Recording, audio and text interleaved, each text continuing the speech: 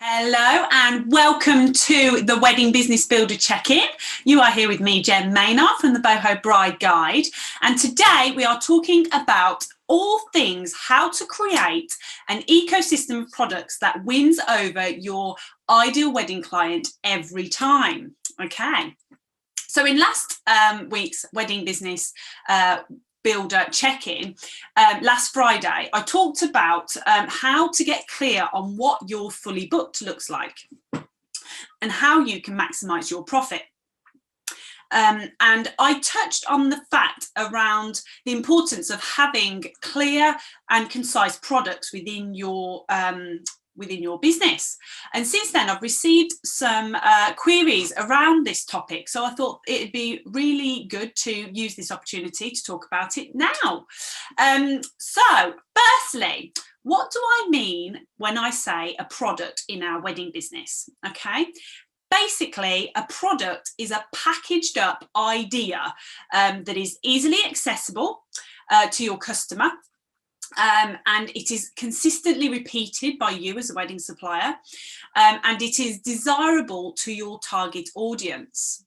The important thing is that every product you create, you've got to think about the desired impact you want to have on your target audience, and what sort of pain point are you addressing for your target audience by creating this product. And so my next sort of question I'm going to answer is, why do we need to productize either our services or package up our products that we offer to our wedding audience? And so basically, a lot of the time we don't know what we want until we see it nicely packaged up within a marketing strategy, and we just click on it and we all of a sudden we want it because the marketing is on point, the photography is on point, the description around what the product is and what pain points that product is going to address for us as the customer. And so brides on their wedding planning journey, or couples on their wedding planning journey, very often it is the first time they are creating their wedding when they're on their wedding planning journey. And many elements to them on that journey are brand new. They haven't done before. And so, our job as wedding suppliers is to make that journey as easy and as clear and be as specific as possible with regards to what they can have within their journey that will make their life a lot easier, basically. And this is where you need to educate them on what you can offer. So my next sort of point is, so this is a good way to do this and educate them, is to have a clear set of products that that is clear around what's involved in each product, what is involved, the labor, the detail around that, and you're setting the cost expectations as well. So by having this written down somewhere where they can clearly see the different levels of products that you offer, will make it really a lot quicker, a lot simpler and clearer for your target audience. So you are saving them the headache of figuring out exactly what they want, because most of the time people don't know what they don't know, and don't know what the potential is and the opportunity. And then from a point of being a wedding supplier also, by having a clear set of products, you are then able to make more accurate forecasts around what your profit potential is for each quarter within the year, and then around that you can then shape what you do to promote your products. You can create campaigns around each product, around your social media strategy, and so you're not just looking and putting your finger in the air and, oh, we'll talk about that today, If you've got clear products, you can talk about each one specifically, the benefits, the pain points that it addresses, who that product is for specifically, and sell the benefits of it. And so masses of benefit from a supply point of view by having a clear product ecosystem and, you know, set of products. So an example of some products that I have in the wedding floristry world, I just wanted you to have a look. So I have written it out on a little spreadsheet, because I do love a spreadsheet. And for each product, so I'm going to give you an example. For a small sized wedding, I have called that package, I've given it a title to really pull people in, and I've called it Small But Perfectly Formed, you know, the Small But Perfectly Formed package.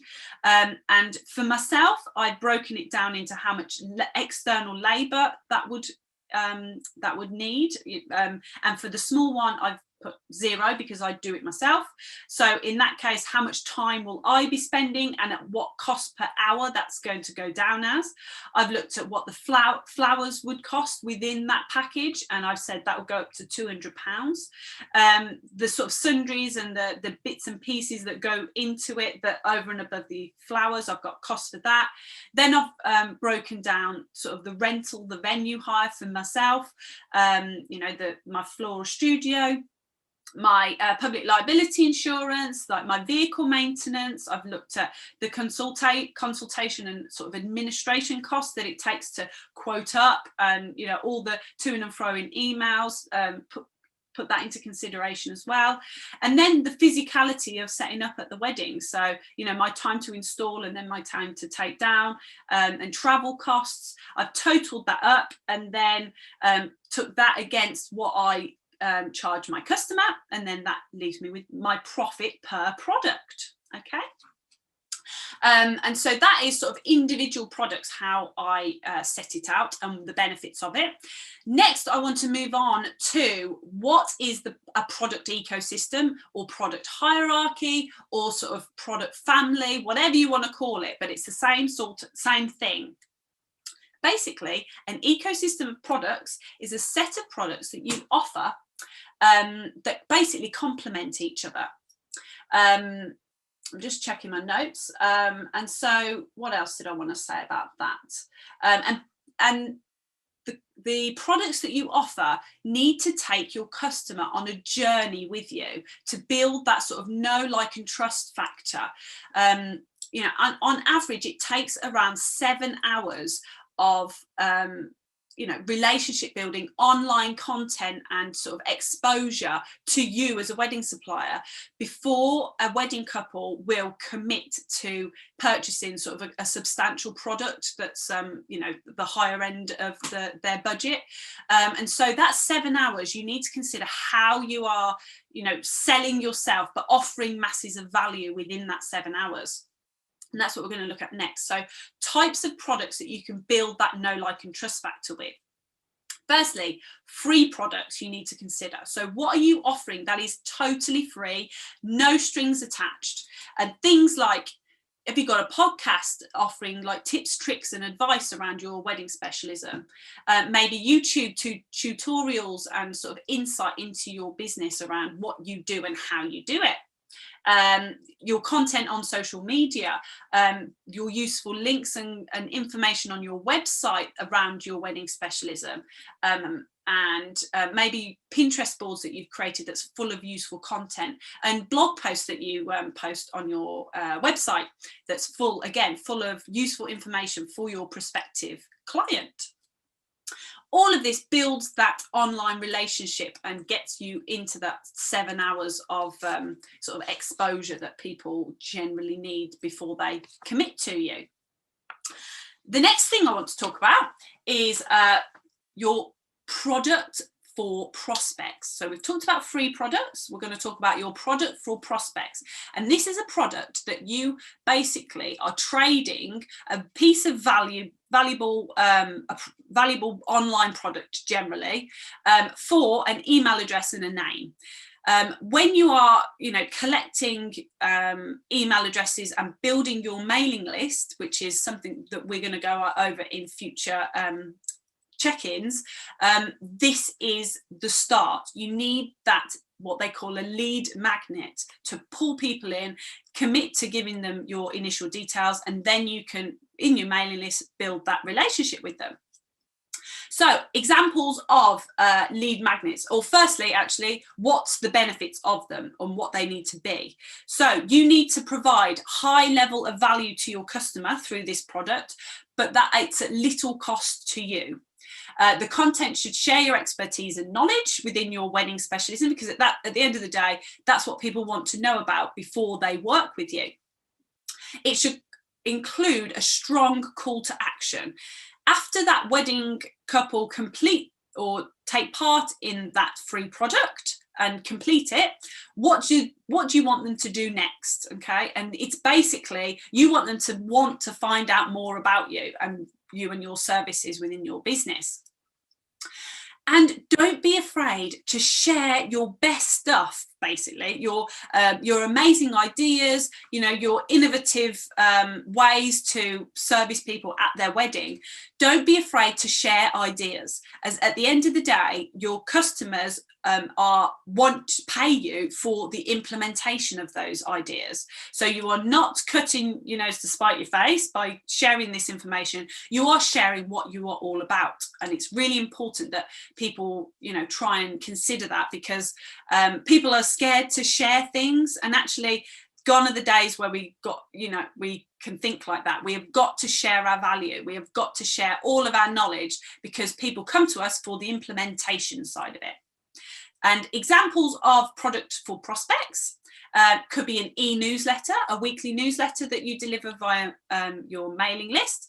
Could be a podcast bonus episodes that is just for your mailing list.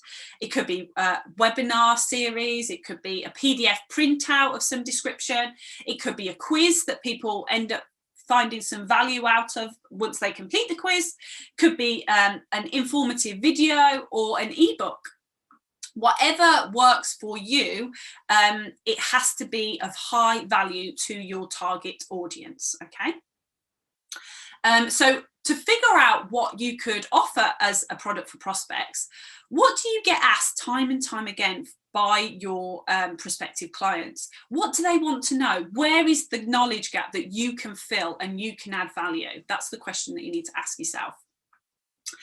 The next type of product is the main wedding products. Now, this is what you're going to have on your website, and your product offerings that are, front and center on your website, about shouting about what you can offer your prospective clients.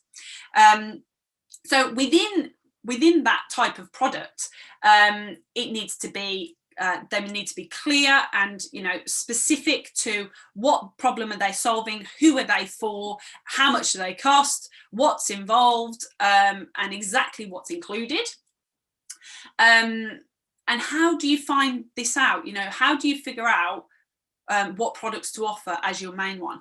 And it's basically trial and error. It's getting them up there, getting them as a scaled view. So from a smaller amount of money all the way up to your highest value product, and being clear around the title of them, the description of them, the pain points they address, the type of person they're for. Get all of that description very clear, and the price that they are, so people can quickly come to your website in one area and figure out exactly what sort of scale they are at and where they want to go for. But also within that sort of scale of your wedding day products, do consider a low budget option of potentially a DIY product, where the wedding client comes to you, they get all the materials that they need, they collect it themselves, they might have a little tutorial from yourself, ideally online, because then it's not you're trading your time for money. That's packaged up nicely, and then they can say, yes, thank you, I'll have that. And it is a much smaller sort of commitment on yourself through your time, but the cost sort of reflects that. All the way up, scaling up right to that high-end product that you want to offer, all singing, all dancing, where you pull out all the stops, and it's very potentially labour intensive for yourself, and they basically get all of you, but the price reflects that.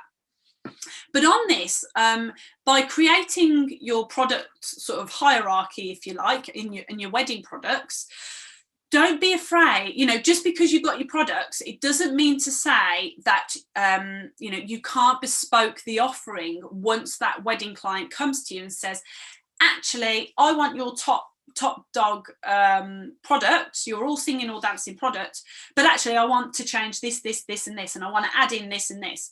That's fine, that's no problem at all. But by having your hierarchy of wedding products, it inspires the wedding couple to come along and say, oh, I like that bit, but actually I want this and this. It clarifies what they want. It also inspires them on, they might not have considered other ideas, but by seeing your product hierarchy, it then thinks, oh, I'd love a ceremony arch, or I'd love an addition of table garlands. I haven't thought about that idea. But by having the products, it gets them to that place, and actually it also helps that you sort of manage that price expectation as well, because it's front and center on your website what you get for how much, kind of thing. Okay, so the next product type I want to talk about is products to either entice new customers to come and work with you, so it can do at the start of the journey, or it could work at the end to extend the lifespan of your wedding clients and how long they work with you. As in the wedding industry, it's quite a unique position because we work really hard to gain that loyalty and that working relationship with our wedding couple. They have their wedding and then they go, and we've done all that loyalty building, and we can potentially lose them at the end of their journey. So they might be with us for a couple of years and then nothing. So I challenge you to think about, how are you extending the lifespan of your relationship with your wedding clients? And I want to go into that in a bit more detail. And so where did I get to? I've been talking very fast, I do apologise.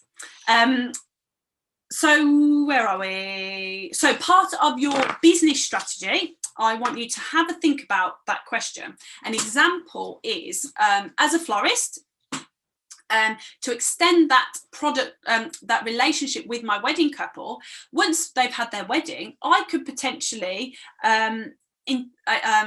encourage them to get a floral subscription with me that includes their wedding flowers for 3 or 6 months, just to to elongate that sort of amazing feeling of their wedding through flowers. I could offer them sort of floral workshops on their anniversary of their wedding, or or sort of a post hen do, to bring those people together and do something fun and creative. If you're a service-based business, for example, if you're a wedding planner, you could consider having your wedding business, but actually then having a website, or maybe within your wedding website, where you are an event manager for major birthday celebrations, or you are offering planning vow renewals and events like that, or naming ceremonies, or you could offer an events management consultancy service, because at the end of the day, your wedding couples have jobs, and if they are then looking within their job that they need some event planning and management support, you are the person, because they've worked with you for the last 2 years. So yeah, really have a think of how you can elongate that relationship. There's another way of thinking about it. For example, if you are an event hire company, how about considering offering actual physical products from your website, having a shop that, if you specialise in boho inspired wedding and event hire, offer some macrame wall hangings, or pots, or something from what they could hire for their wedding on a smaller scale, that they could then get for homeware, for example. That could be an additional sort of diversifying your income stream by having another income from an online shop.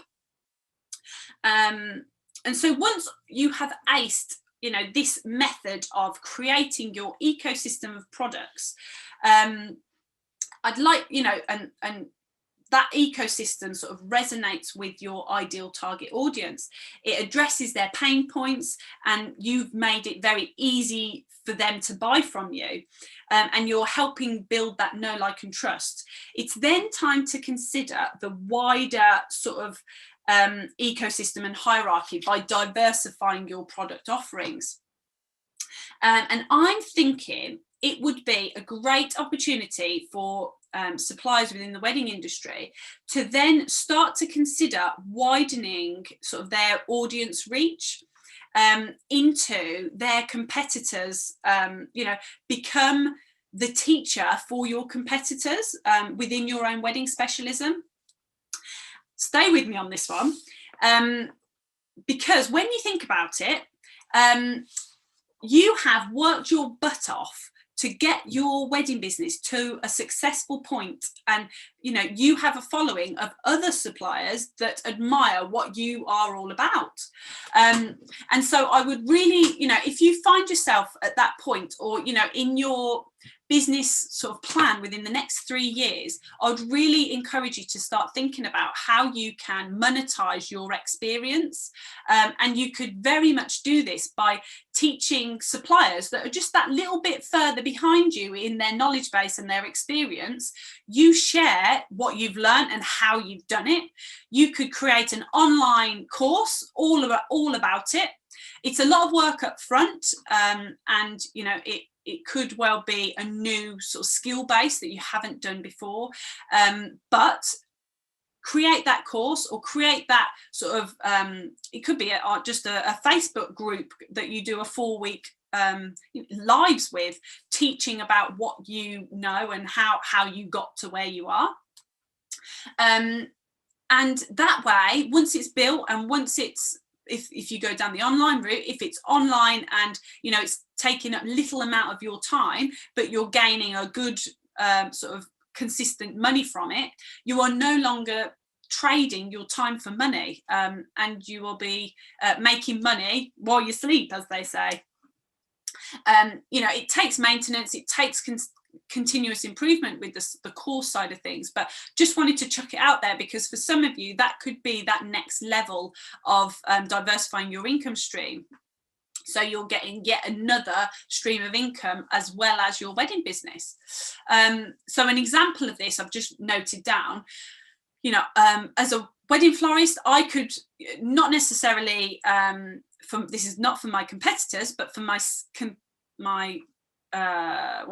my audience at present, boho brides to be, I could create an online package that teaches them how to create a wedding bouquet, how to create a buttonholes, how to create and package it all up into a lovely 3-week program, and for DIY brides that want to do it themselves and that don't want to spend a lot of money in the floristry world, I am still offering them a product, and so they will still come to know, like and trust me for that product.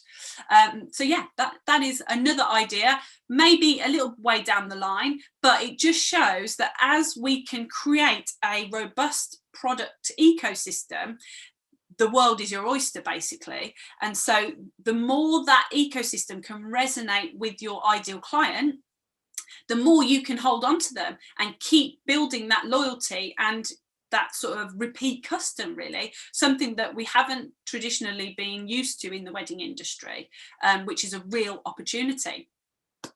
So to summarize, we've talked about what is a product and what I mean by a product. So it could be a service-based product as well as a physical. We've talked about why do we need to productize our services and package our products within our wedding business. We've talked about what a wedding product ecosystem is, and that could be called a hierarchy or a product family as well. We've talked about free products. We've talked about product for prospects. We've talked about our main wedding products. And we've talked about the products that either entice new customers at a lower price point or products to extend that lifespan with them. And we've talked about diversifying our product offerings with sort of semi-passive income and the courses potential. I do hope you've enjoyed today. I know I've rattled through this quite a lot, but thank you for taking part in the Wedding Business Builder check-in. I'm Jen Maynard from the Boho Bride Guide. It has been a pleasure. And all of this will be shared on the Wedding Business Builder newsletter. So if you haven't signed up, the sign-in sheet is on www.thebohobrideguide.com, and I would love to see you there. Take care. Bye.